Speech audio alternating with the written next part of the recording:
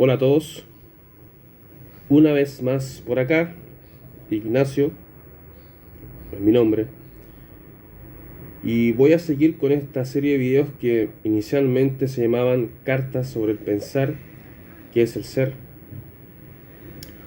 A veces me dan ganas de cambiar el nombre,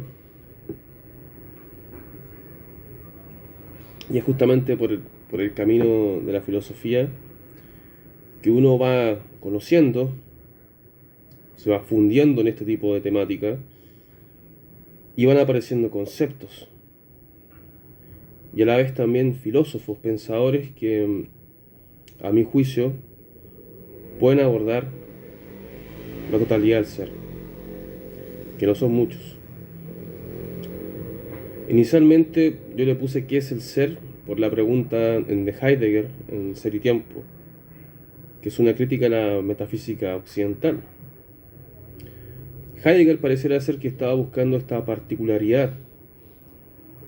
No estaba interesado en la metafísica como concepto. Si bien estaba interesado en estudiarlo, pero él quería ir más allá, quería desafiar esta metafísica. Y nos invitaba a una gran reflexión en su obra Ser y Tiempo, para saber qué es el ser, que si estaba oculto, había que desocultarlo, o si bien todos estos filósofos anteriores a él nos habían preguntado esta pregunta sobre qué es el ser. Y también hay una pregunta en Heidegger o básicamente cuando se critica esto de la metafísica. ¿Por qué hay ser y no hay nada? ¿Cierto? Y con el tiempo, yo he ido estudiando ciertos filósofos del idealismo alemán, como por ejemplo Immanuel Kant con su crítica a la razón pura, que creo que es una obra fenomenal, publicada en 1781, con el giro de Copérnico. Kant en su obra nos va desarrollando distintos conceptos. Tiene conceptos como el a priori, a posteriori, los juicios sintéticos, lo trascendental, el idealismo trascendental. Son estas cosas que pueden ser posibles independientemente de la experiencia. Aquí Kant nos va desarrollando y nos va contando un poco qué es el sujeto, cómo nosotros podemos percibir cosas en el mundo, representarlas, la cosa en sí. Cuando estamos en el mundo y se nos aparecen los objetos, nosotros tenemos una forma de poder percibirlos, intuirlos, tener una representación de los objetos que nos van apareciendo al frente. Y a través de esto lo intentamos conocer, porque nuestra mente tiene ciertas facultades para poder ir representando los objetos que se nos van apareciendo. Es por eso que aquí es necesario y crucial hablar sobre el a priori. Y el a priori significa independiente de nuestra experiencia. Un ejemplo de esto podría ser algo matemático. 2 más 2 es 4. Usted no necesita experimentar esto, sino que más bien lo que usted necesita es, a través de una abstracción, resolver esta operación y obtener el resultado, que es 4. Esto ligado a la razón. Encanta. Hay que comprender también que en el siglo XVIII, que es como el periodo de la Ilustración, la época de las luces, estamos hablando de una obra que se publica anterior a la Revolución Francesa, y donde muchas veces los idealistas alemanes, tenemos a Kant, ¿cierto? También tenemos a Hegel, Schelling, Hölderlin, Fichte, son criticados por la fenomenología, por los filósofos que hablan sobre los fenómenos. Podemos citar a Heidegger si se quiere, o a Husserl. Porque hay dos mundos, o al menos creemos conocer dos mundos, a través del concepto de la abstracción. Porque a través del concepto nosotros conocemos un mundo que creemos que es el correcto, que en este caso podríamos hablar del mundo racional, donde los seres humanos se toman distancia de lo barbárico, que se le llama barbárico, ¿cierto? Que es un poco la naturaleza del ser. Pero aparecen estos filósofos, bueno, de antes en realidad, podemos hablar de Descartes hacia adelante, en donde la razón, o como yo conocer, para conocer el ser humano, para conocer un poco la metafísica, que básicamente son las preguntas por las cosas, las preguntas por la libertad, por Dios, por todo esto, lo queremos conocer a través de fórmulas, o por lo menos en el caso de Kant, es conocer la filosofía a través de una ciencia del saber, que es algo lo más relacionado posible con la matemática o, en última instancia, con la física. Porque Kant hace una crítica también en la metafísica.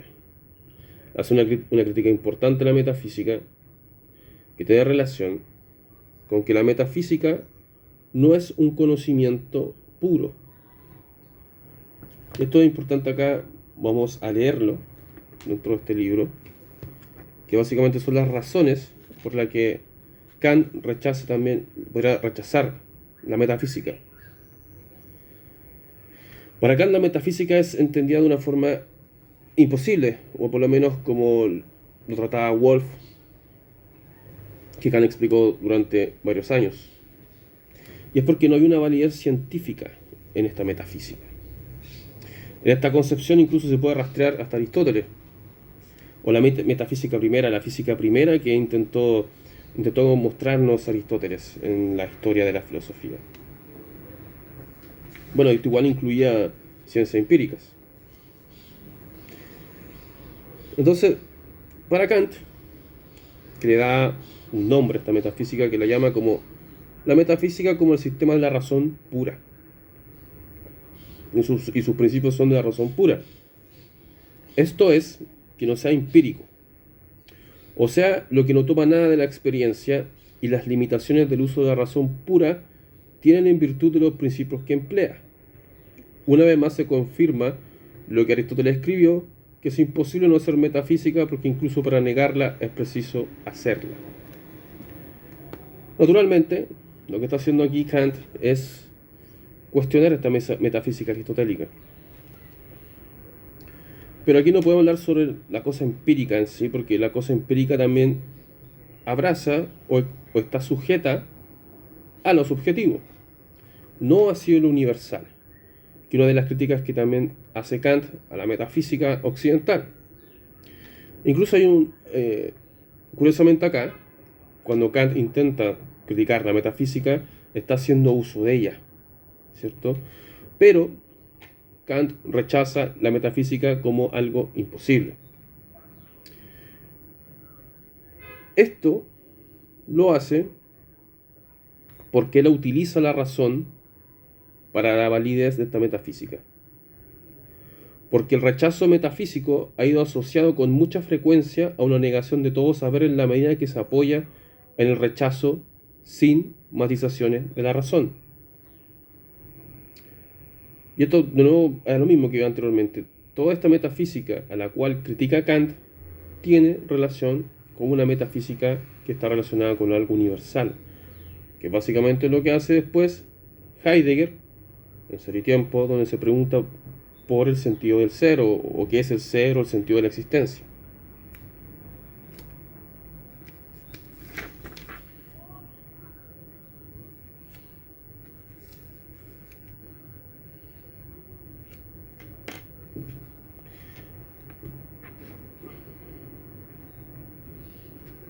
Bueno, y aquí lo importante también es saber qué es la metafísica.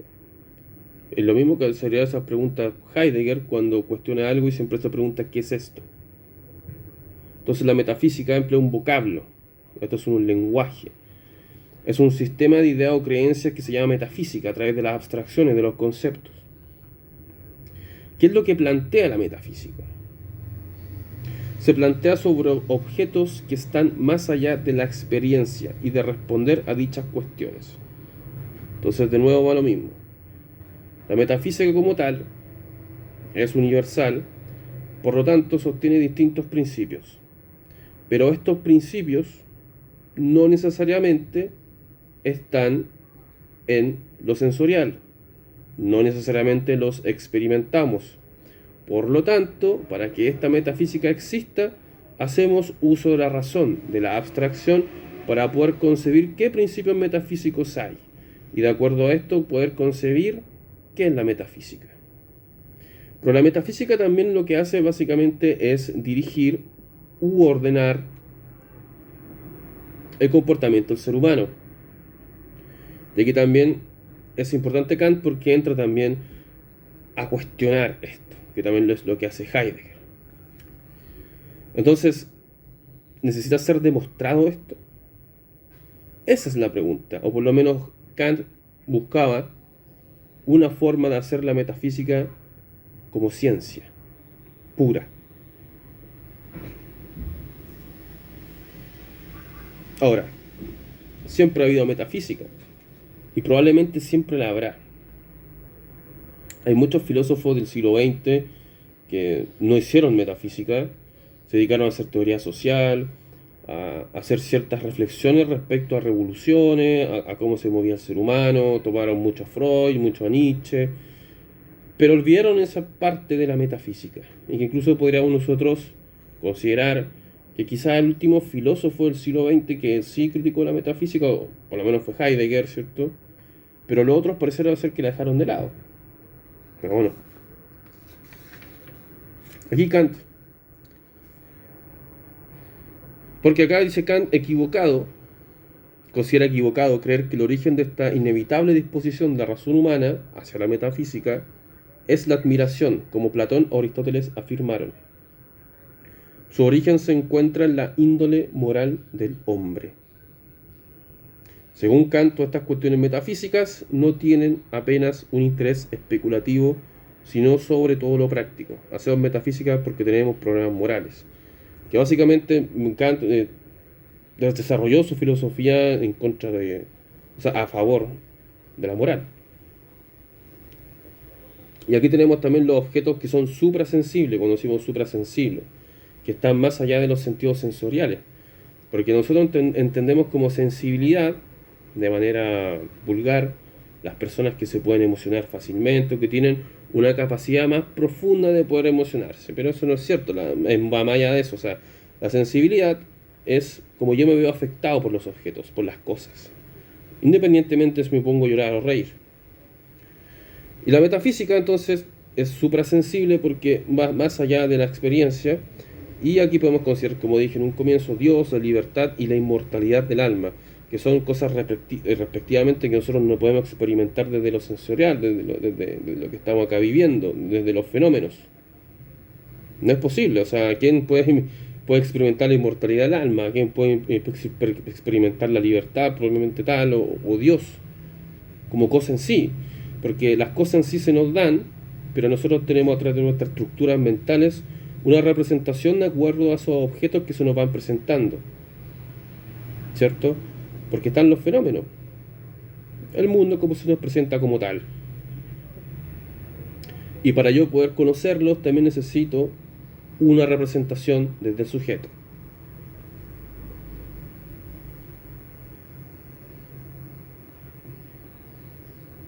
Bueno, lo que hace la crítica de la razón pura, muchos dicen, puede ser como Schelling, que decían que puede incluso caer en cosas dogmáticas, porque si bien Kant era crítico, pero que el criticismo se podría incluso convertir en una especie de dogma, al solamente yo darle credibilidad o crédito a lo que decía Kant, es decir, a las cosas que yo solamente puedo percibir, a las cosas sensoriales, porque evidentemente acá Kant en lo trascendental, que es un principio a priori, como dije, independiente de toda experiencia, nuestra mente permite conocerlos.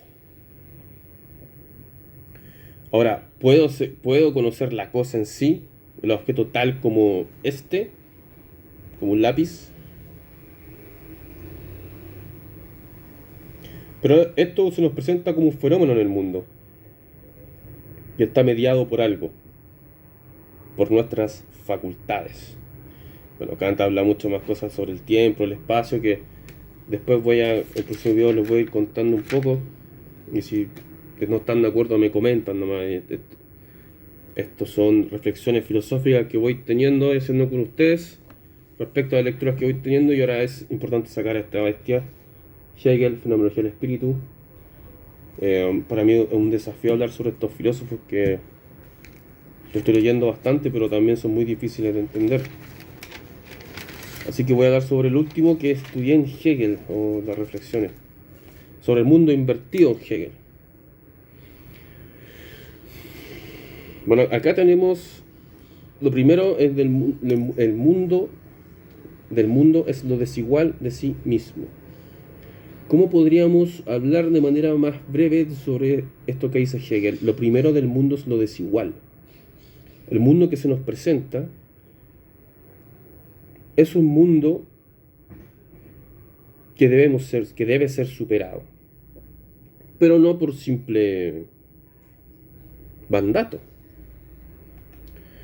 sino más bien hay un mundo contrario, porque yo para conocer este mundo necesito conocer otro que no es. Y aquí podríamos incluso decir, para conocer A, necesito conocer la no A, ¿cierto? Y aquí lo que hace Hegel es decir, vivimos en contradicciones y desigualdades que se van invirtiendo. La desigualdad es un componente necesario para el desarrollo en la dialéctica. Por ejemplo, nosotros vivimos en un mundo dado, en un mundo que es, en un mundo con sus desigualdades, con sus debilidades, con sus brutalidades, pero hay un mundo que es la superación de este. Y para yo poder conocer este mundo que es menos desigual, que es más racional, que es un mundo mejor, entre comillas, para yo poder conocer este mundo necesito experimentar lo otro, que es el mundo que estoy viviendo, que es un mundo lleno de desigualdades, un mundo sin posibilidades, un mundo lleno de brutalidad, con una especie de individualismo, hedonismo, etcétera, etcétera.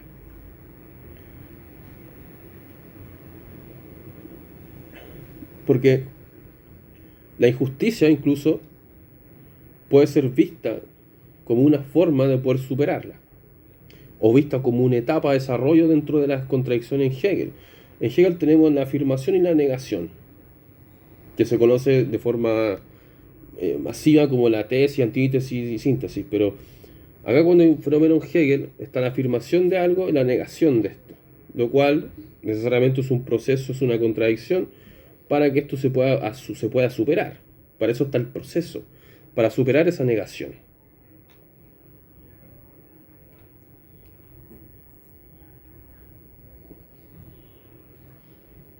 Y en Hegel también están los fenómenos, los que se nos va presentando, se nos presentan como la cosa externa, como la cosa dada de la realidad, pero no necesariamente capta toda la totalidad.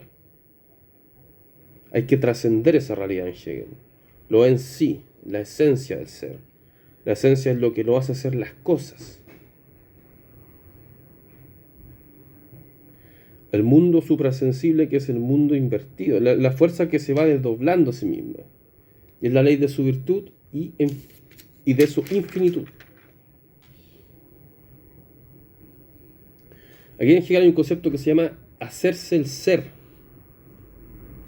Y esto se refiere a un proceso del sí mismo, que es un movimiento del mismo ser humano.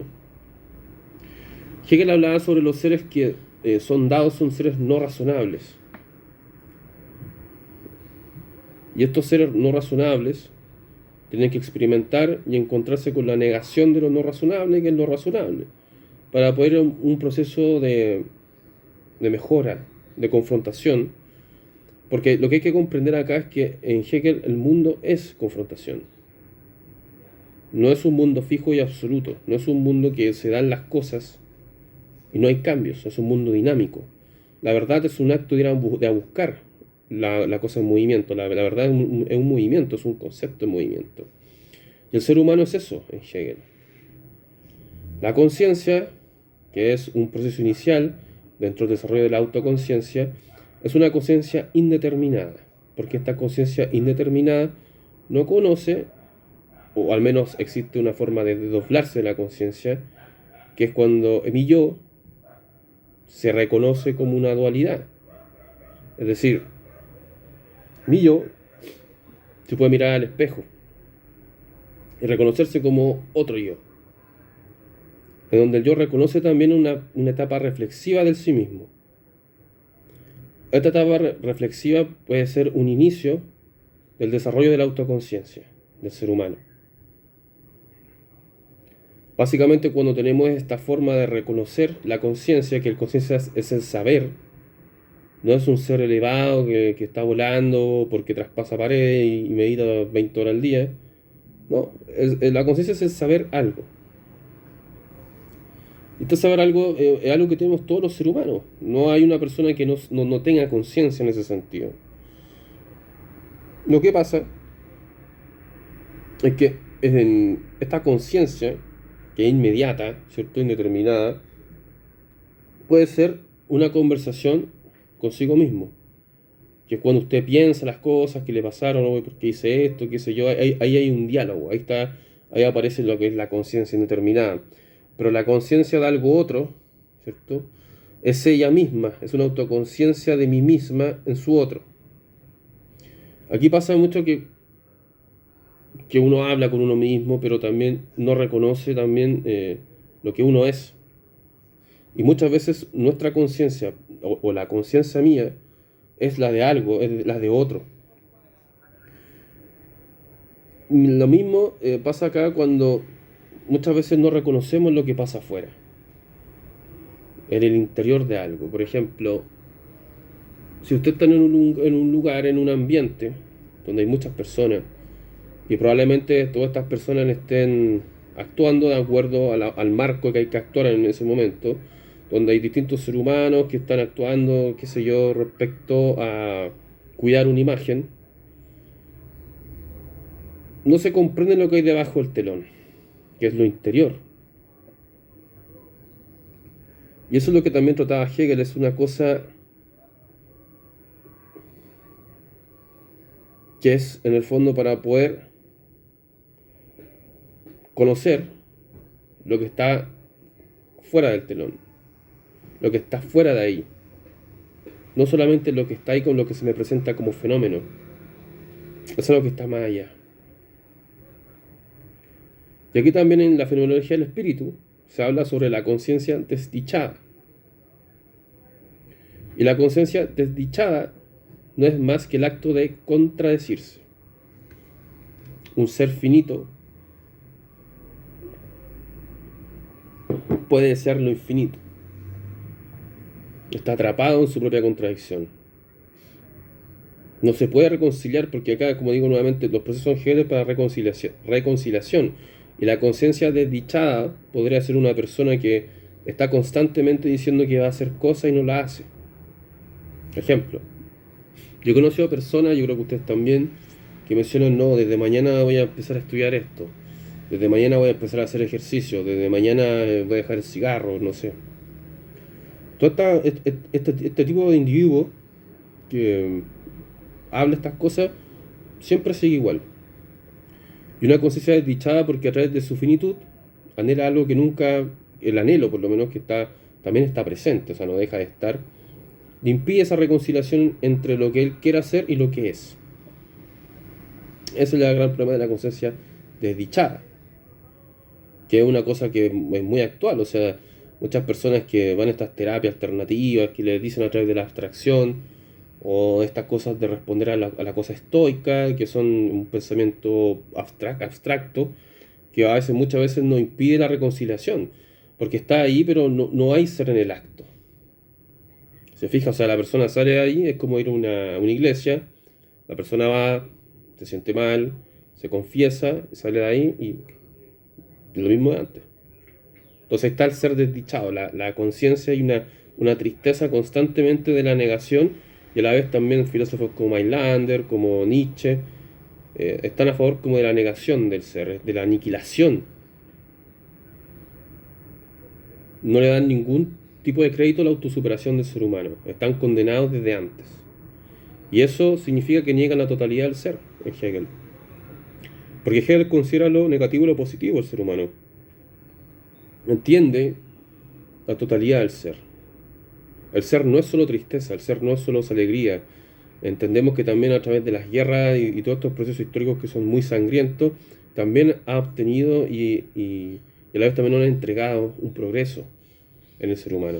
Se crean instituciones a favor para poder comprender estos asesinatos, unas instituciones, leyes, para que los seres humanos puedan regir su comportamiento, entre otras cosas.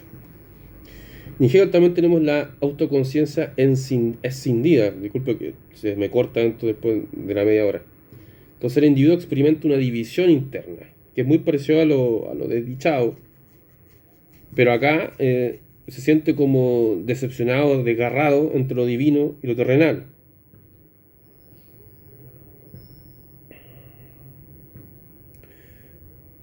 Mm, es lo que es y desearía ser. Es muy parecido a lo de antes. Entonces, aquí se da cuenta, la autoconciencia sabe que hay un reconocimiento entre una dualidad entre él. Lo comprende. Sabe que hay un estado superable, pero no va a la acción. También necesita un reconocimiento en la sociedad. Un reconocimiento en la sociedad que puede ser cualquiera, porque pareciera ser que muchas personas quieren ser reconocidas en la sociedad neoliberal como alguien que responde a los patrones del neoliberalismo, una persona que trabaja harto, que gana plata, que sé yo, bla, bla, bla. Y muchas personas sufren por eso. Hay un sufrimiento de de no poder estar moldeado con las categorías que exige el neoliberalismo, que es básicamente una persona exitosa, una persona atractiva, una persona individualista, que está por demás, está por encima de los demás, una cosa muy elitista también, que también usted puede encontrar en filósofos como Arthur Schopenhauer o el mismo Nietzsche, que no es lo mismo de manera explícita, pero lo puede encontrar evidentemente. Y se supone acá cuando hablamos de la razón en Hegel y en Kant y todos estos filósofos es porque yo a través de la razón puedo comprender mis conflictos internos.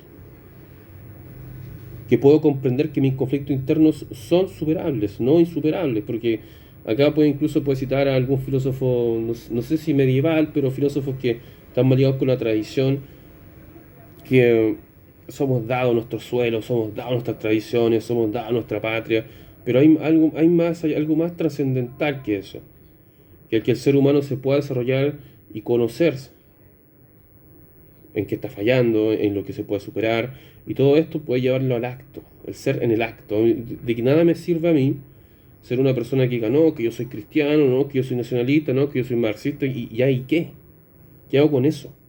Esos son conceptos, metafísica, todo lo que es. Por eso Heidegger criticaba todo esto. O sea, a ver, Heidegger lo que hace en cierta medida es buscar una forma metafísica pero particular. Evidentemente se encontró con otras cosas, por eso que hay hartos neofascistas que lo citan y lo estudian y bueno, para su ideología. Pero Heidegger también se preguntaba por el ser en particular. Él también se preguntaba por la experiencia. Heidegger era un tipo completamente existencial en el término del fenómeno, de la vida misma, de lo que somos, de lo que es. Porque hay una gran diferencia entre lo que es y la razón. O sea, ¿te parece razonable esto? Pero muchas veces hay una sabiduría popular también, que está en las calles, que no necesariamente tienen que estar en lo académico. Porque una persona te puede citar Schelling, te puede citar Aristóteles, Platón, Descartes, pero no sabe comprar el pan, ¿cierto? Y eso es lo que podríamos ejemplificar en Heidegger. O sea, va a una panadería y se muere de miedo. No tiene el lenguaje adecuado para poder enfrentar ciertas situaciones, porque el vivir es un enfrentamiento constantemente, se nos presentan en escena distintas formas de vida, o sea, no formas de vida, sino se nos presentan distintas situaciones en las cuales tu conciencia entra en escena y tiene que ir comprendiendo qué pasa, qué hago acá en este minuto. Muchas veces te puede quedar ahí congelado, otras veces no hace nada, otras veces sí, otras veces de manera violenta, otras veces no. Y esto pasa siempre. Y es porque justamente la naturaleza del ser humano es así. La naturaleza del ser humano no es un ser bondadoso, no es un ser que te va a hacer cariñito, no es un ser que te va a dar besitos. Eso no es una opinión. Eso es así. Que es un poco también lo que dice Heidegger, esto es. Evidentemente si digo esto es, no digo nada más que esto es, o sea, digo algo, esto es, pero tengo que ir a profundizar más y traspasar un poco más allá, de una forma más trascendental y poder ir más allá de lo que experimento por el esto es. Y en Heidegger, cuando digo esto es decir, la existencia es así, la naturaleza al ser es así. Y yo a través de la razón y la abstracción digo, él es malo, o de la moral, él es tonto, él no tiene buenas intenciones. Pero elimine todo eso. Y nos ponemos más existencialistas. Entonces, ¿qué es el ser ahí? En Hegel, el ser es entrar a nada, el ser es la nada.